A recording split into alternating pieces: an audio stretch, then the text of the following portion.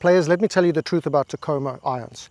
We had Luke One telling us the truth about Takomo irons, and he said that there's just blocks of metal. There's just blocks of metal. But you know what?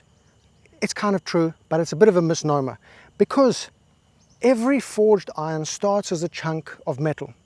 Luke has never been in the production of golf clubs, so he doesn't really know that, which he admits himself. I don't know what I'm talking about. Now, I have made my own golf clubs and I make my own putters. And what I've come to understand is that a forged iron starts off as a piece of metal roughly in the shape of an iron head. It can either come to the factory as a block of metal in that shape already, or a block of metal that's heated and then stamped by a huge machine, just stamping the front and back of the club. That cooled down piece of metal is then put into a groove machine and a CNC machine to mold the aesthetics. Every single forged club that you find, that process has been done. Not a single forged club has been hand manufactured by a blacksmith, otherwise you'd be paying $5,000 to $10,000 a set. Takomo are also blocks of metal, and then they are milled into this shape. Okay, that's a 201, and then that's a MB. So that's a blade iron. You put the head into the milling machine and it will go and work its action, creating the final product. It will be a smooth face, and they put it into a groove machine, makes the grooves. They polish it up, they maybe electroplate it, you know, get it looking nice and flush. That's it. That's the manufacture of a head. Where Takomo comes in, that is completely different, is, let me show you what I've made. Okay, I've made my own irons. Look at this bad boy. This is a beautiful looking iron, right? Look at this. Now the main part of these irons is that it's a block of metal, sure, but it's the composition of the freaking metal that makes the difference, okay? This one looks beautiful. I mean, I could play that. I wanted to make my own irons until Takomo approached me to play theirs. And the reason I gave up making my own is this very reason. The composition of the steel in the block of steel is what's going to make the biggest difference to the feel and performance of the club. If you have a crappy composition, cheap ass metals, you're going to get what I have here, a very hard feeling iron. Then I decided to make softer feeling irons, and I sourced better materials. So look at this 7 iron, right? Look at that. Look at that silver color one, beautiful, and then the black color blade. Now these feel fantastic. They feel amazing. But the amount of money I had to spend on these materials inside this metal, in the block of metal, was exorbitant. And then on top of it, okay, I also made a wedge, but whatever. On top of it, okay, there came a block of metal, CNC'd, bam, polished, beautiful. But the cost is crazy expensive to get the softness that I have got.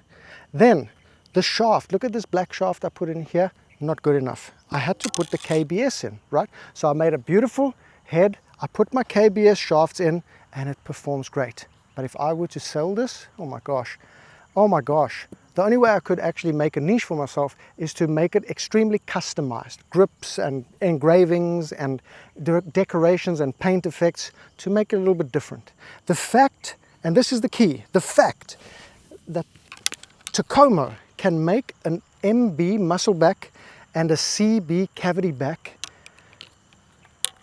that feels as soft as it does. I mean, even the 101 might be, I'm not sure if it's forged, but might be cast, but whatever. Let's take the 101 out of it. CB and MB, right, they are forged. So they've made the soft head. No, I cannot make it any softer than what Takomo have. Then they paired with a KBS freaking shaft and standard issue lambkin grips for $700, 4 iron to pitching wedge. I can't do that. I can't do that. No matter how I try to source stuff, there's no way I could do that. That's why I started playing Takomo, because I thought, hell, I can't compete with that. I can't do that. And that's why I play Takomo. That's why I stopped pursuing making golf clubs, and I started focusing more on putters. Because putters are also milled in the exact same way that the irons are, except they're much easier and much nicer. So this is one that I milled out of 303 steel, and I've got a titanium Damascus inlay. And these are done exactly the same way. It's a block of steel, and you source the steel, the 303 steel, you source it from a great factory, you get it brought in, then you have it milled, You have it electroplated, and then you do the painting with a little, I did it myself. And to get the grip and the nice shaft and the beautiful face, everything, this I can do. I can make something nice. But Takomo, man, I don't know how to do. I don't know how they do what they do. And that's the fact of the matter with Takomo, is it's soft, it's got KBS shafts, it's got lambkin grips, all for under 700 bucks. If I had to make my irons that I had sourced with the materials I sourced that feel the same as a Takomo, I can't charge less than $1,000 a set. That's just crazy. So that's really the truth of Takomo. It's not just a block of steel. It's also the fact that that steel feels good, that steel is high quality, and then the shafts they put in there are KBS, and you get lambkin grips. Crazy, crazy, crazy, crazy.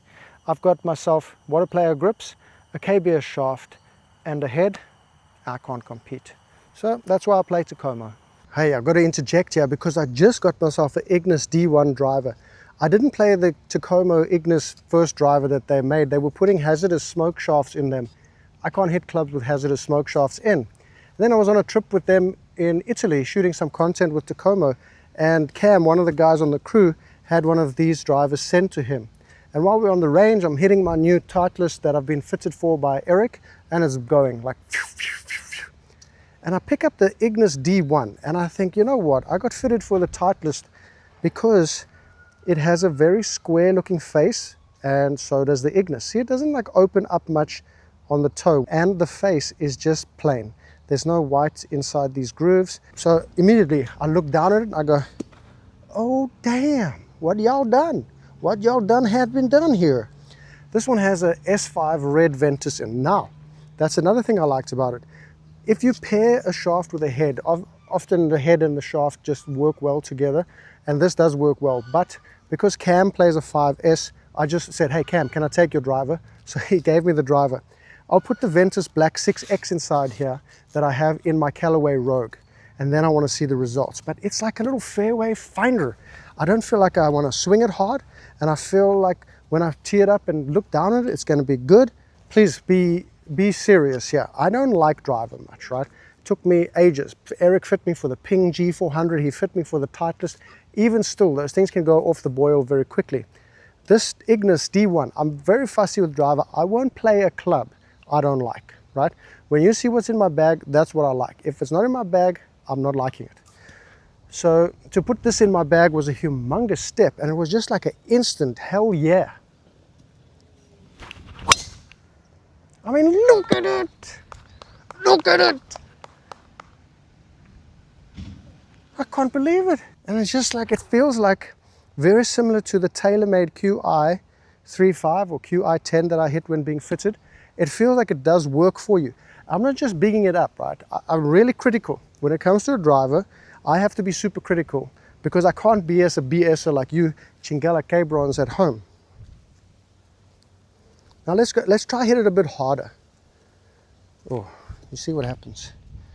Now let's try hit it a bit firmer.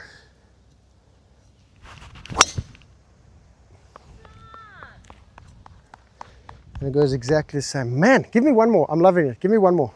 Yep. How many you got? 2? For reals. You know me and my driver, we're not the best of friends. We never have been. But this is absolutely money. Those two went exactly the same location. Let's go easy again. Oh, damn. Now, if I put the correct shaft in here, I think that ball flight's gonna neaten up real good. We also have a wind off the left, pretty strong.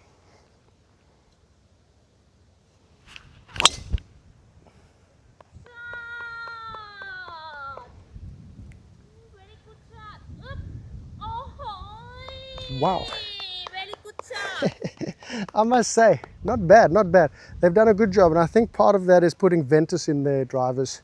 And oh man, that's actually very tasteful. Very nice, clean.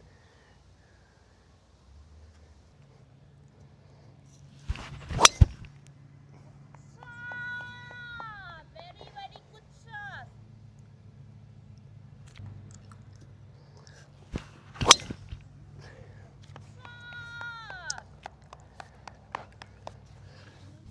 That was a big toe strike. The first one was here. Second one, big toe strike.